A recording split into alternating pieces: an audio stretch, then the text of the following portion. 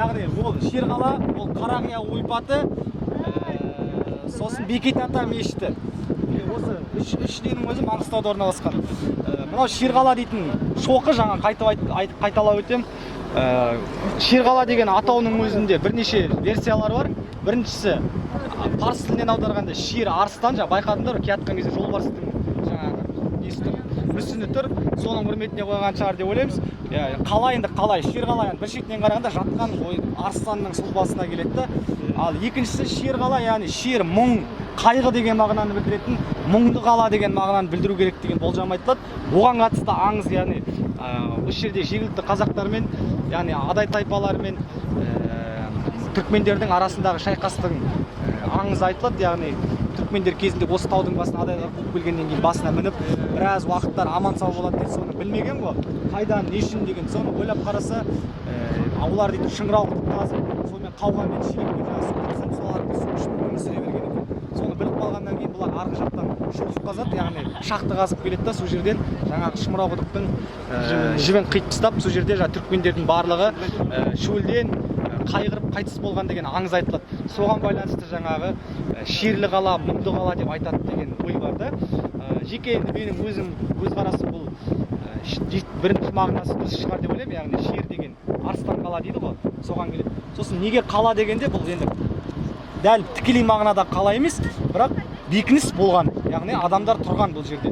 Бірақ бекініс дегенде мына жағы енді бұның табиғи бекініс болып келсе, негізгі адамның тұрақтаған жері туына жердегі ана үлкен дөңді көріп тұрсыңдар ғой, дөңді. Сол дөңге барғанда сол бекіністің орны, ол да сонда Қызыл қала сияқты қызыл кірпіштерден орындары бәрі сақталған. Бірақ ол жерде әлі күнге дейін археологиялық жұмыстар әлі жүргізілген жоқ. Тек жерде жатқан жаңағы қалдықтардың арқасында.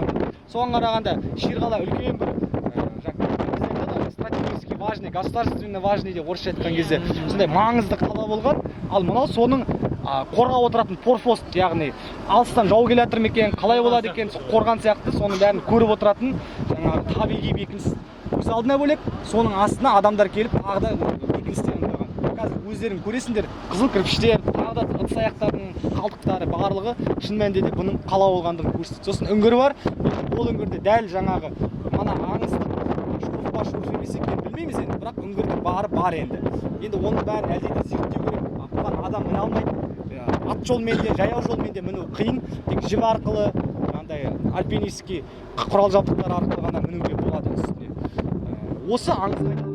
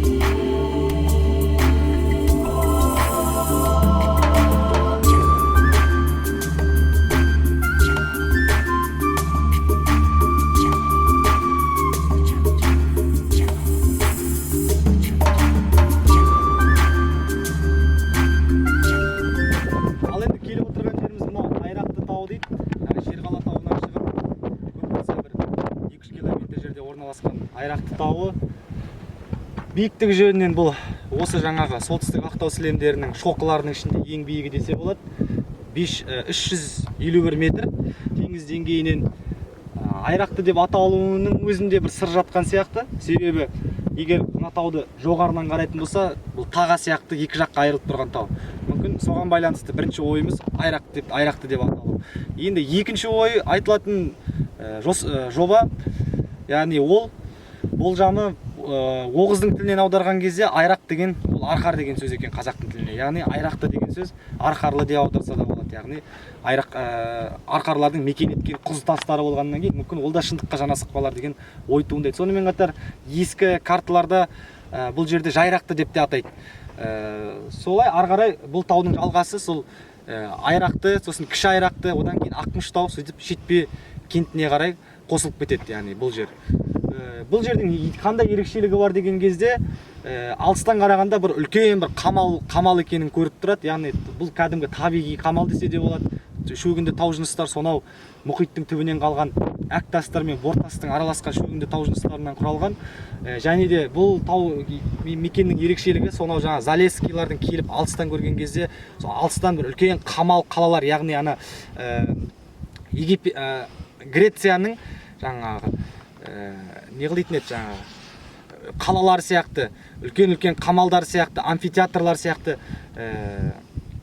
образ береді деп тамсанғаны болатын еді. Және де бұл жердің бір ерекшелігі таудың арғы бетінде үлкен таңбалтас бар. Біз келіп отырғанда дәл сол таңбалтасты көргіміз келіп отыр.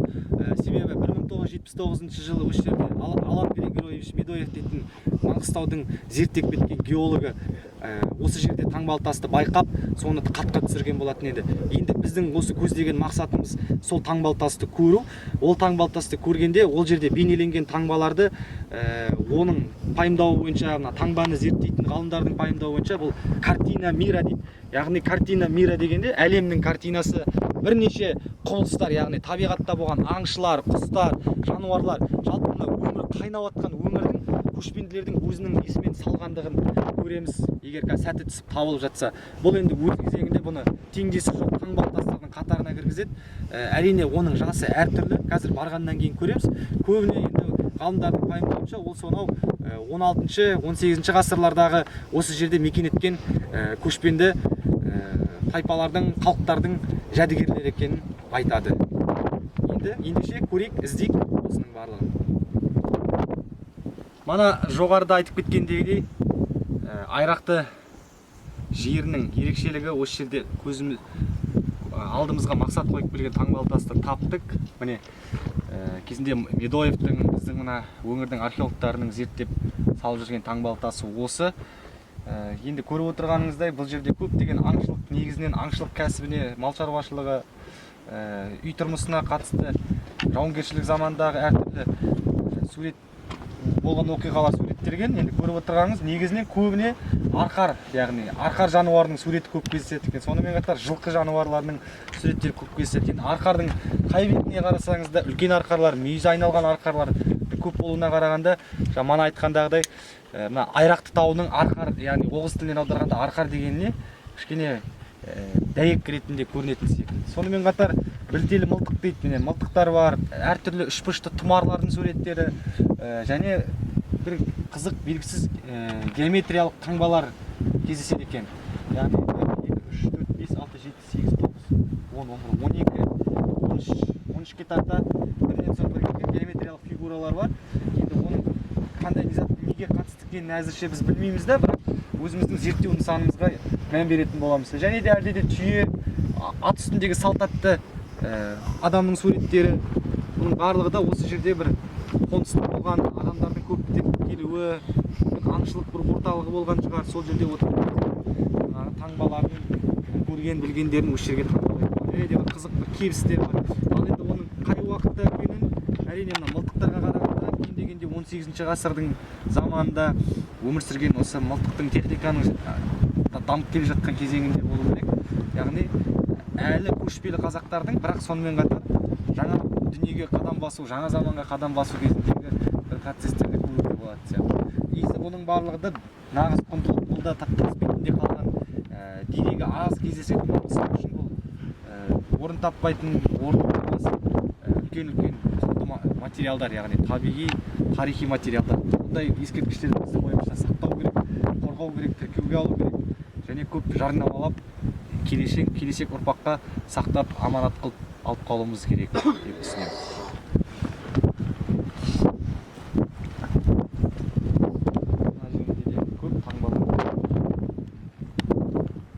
Мына жерін көрдіңдер ме?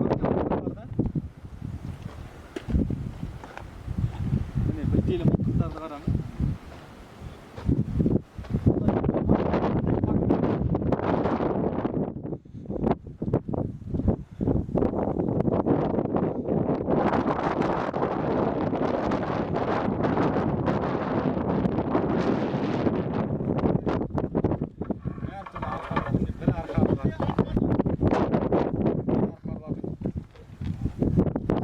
Міне үлкен арқар көптеген. Әрине мылтық, яғни бұл жердегі негізгі көрініс, яғни аң аулаушылық, яғни арқарға аң шығу, жылқы, сондай бір бейнелі көріністер орын алған екен. Енді көпшілігі сол замандікі, бірақ желдің, жаңбырдың әсерінен бұлар жай-жайдан өшіріліп келе жатыр, бірақ сонымен қоса қазіргі адамдардың да зиян тигізетін кезеңі болады. Әрине осындай тарихи орындарға, таңбалы тастардың қатарына өздерінің аттарын жазып кетіп, ескерткіштерге қастандық жасайды. Сондықтан жүрген жерлеріңізде ондай іс-әрекет жасамауларыңызды өтінеміз.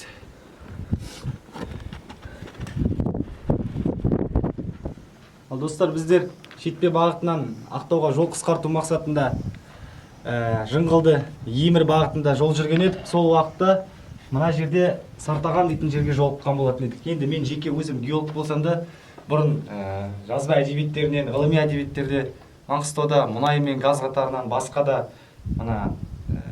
кен орындары дейді ғой, руда әртүрлі металдар, түрлі түсті металдар бар екенін еститін едік. Оған дейін мен тек Бескемпір дейтін жерде ауыр металдардың кен орнын көрген едік қой, мыстың. Бірақ енді мынау бір өте қызық не болып тұр. Жоғарда ескерткіш қойылған екен, Шпак дейтін кісінің құрметіне қойылған. Деректер бойынша мынау енді Марганец кен орны дейді. Енді мен жеке өзім ондай таулы аймақта тұрмағаннан кейін жеке маған осы металл қызық болып тұр. Шынында да металл тектес, ауыр, қатты, бірақ сонымен қатар күйе, бір жағынан бір вулкан типтес сияқты қолды көріп отырсыз ғой. Бір жағынан көмірге де ұқсайды, бір жағынан құмға сіңген мұнайға да ұқсап тұр. Бірақ дегенмен де қаттылығы, оның ауырлығы, бұның шын мәнінде де металл тектес, рудный месторождение дейді ғой, соған алып келетін сияқты. Ары қарай көріп отырғаныңыздай, бұл кезінде қазып үңгірмен түскен екен. Оның шетіне баруға әрине біздер қазір дайын болмағаннан кейін тәуекелге бармай отыр. Дегенмен де сіздерге осы заттарды көрсетіп, Маңғыстау өңірінде осындай да кен орындары бар екендігін, осындай түрлі жаңағы металдардың да жердің бетіне шығып тамашалауға болатын мүмкіндіктер бар.